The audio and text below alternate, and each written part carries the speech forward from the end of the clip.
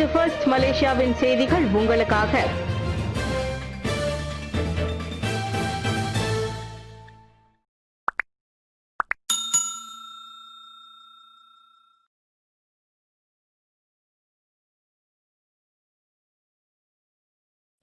Michael Ye mengingatkan kita juga bahawa hari ini hari ketetapan yang dibuat oleh para sahabat kemudiannya untuk menetapkan tahun baru Islam. Itu disebut awal Muharram tahun Hijrah. Ini satu-satunya pendirian untuk agama yang menetapkan tarikh penghijrahan, tarikh mula meningkat tahap perjuangan sebagai tarikh awal, tidak tarikh hari lahir. Dalam semua sistem lain yang menetapkan hari permulaan tahun, ya, baik dari Zoroastrian sampai Christian era, semua ikut tarikh hari lahir. Hari lahir kata mereka Nabi Isa, maka jadi tahun Masih. Tetapi Islam menetapkan tarikh bertapaknya permulaan perubahan perjuangan. Ya. Hijrah ini hijratun Nabi Muhammad sallallahu alaihi wasallam dari Makkah Al-Mukarramah ke Yathrib, nama awal Madinah Al-Munawwarah, itu meninggalkan sistem lama yang zalim, meninggalkan sistem yang mengamalkan faham kabilah, tribal, perkauman sempit, penghinaan terhadap kelas, golongan atasan dan golongan bawahan, jenayah yang berleluasa. Jadi ini ditinggalkan dan dia bawa satu sistem baru. Ini maknanya hijrah, ya. Bukan saja soal hijrah atau pindah. Hijrah itunya pindah daripada Mekah ke Madinah, ya. Baik, saya nak sebut juga bahawa berlakunya hijrah ini peranan ramai. Betul Nabi Muhammad SAW dengan wahyu, tapi peranan anak muda. Ingat, perubahan itu berlaku dengan peranan anak muda Sayyidina Ali bin Abi Talib. Pengorbanannya, kesetiaannya, keberaniannya, kepintarannya. Pemuda, saya nak ringkaskan. Peranan sahabat yang setia, Abu Bakar, yang dipanggil Siddiq, kerana kesetiaannya, taatnya dan keyakinan kepada pimpinan dan Rasulullah SAW. Orang yang dewasa, maknanya ada orang tua, ada anak muda. Peranan wanita, ini kadang-kadang dalam tazkirah kita selalu pandang wanita ada peranan. Tak betul. Asma binti Abu Bakar itu satu wanita yang diberi kepercayaan, menyimpan rahsia, membantu persiapan awal Rasulullah SAW. Ya. Baik. Ada wanita, ada anak muda, ada sahabat yang setia, yang dewasa. Ada peranan bukan Islam. Ada orang kata ini bukan Islam, tak ada peranan. Tak betul.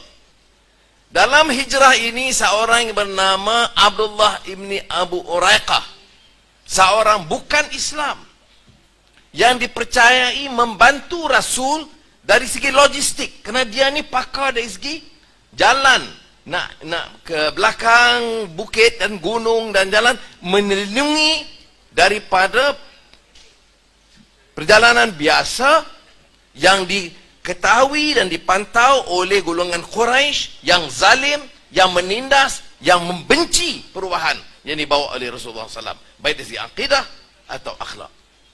Maka ada peranan. Jadi saudara, sebab itu dalam Islam ini kita rasa selesa.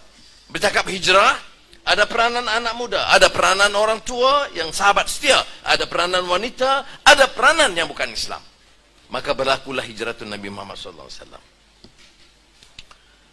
Ya.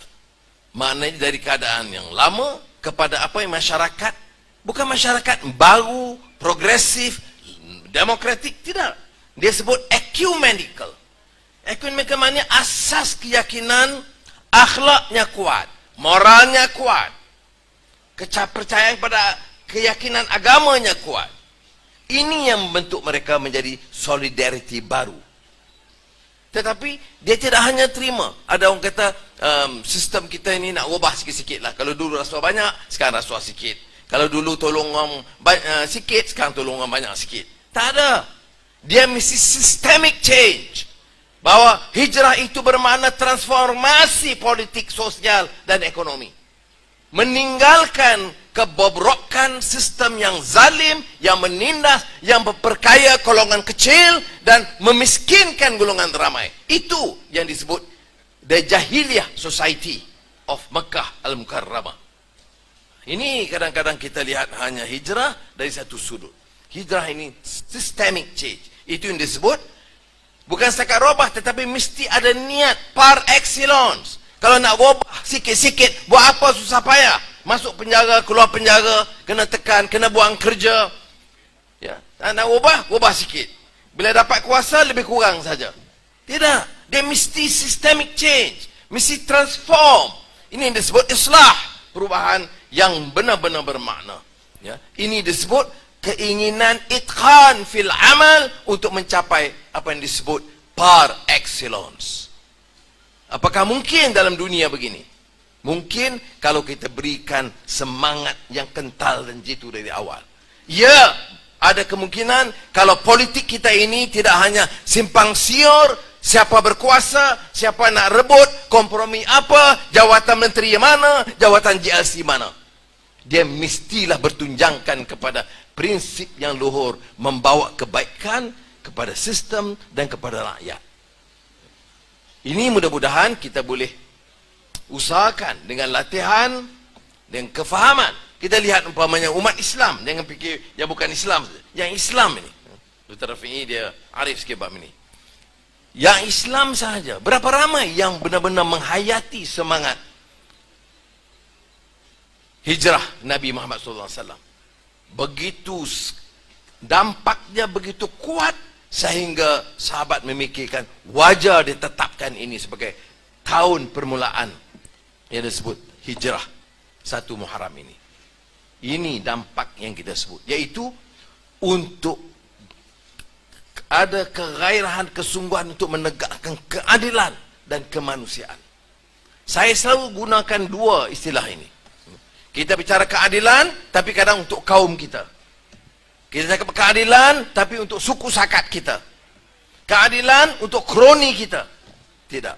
Keadilan ini mestilah untuk semua. Kemanusiaan. Dan kalau tidak ada kemanusiaan, dia tidak ada kekuatan Islam. Itu dari awal di Mekah, ada Yahudi, ada Nasrani, ada Muslim. Di bawah satu ummah, di bawah pimpinan Nabi Muhammad SAW. Ini dia kekuatan dan kehebatan yang disebut tentang Islam dan semangat hijrah.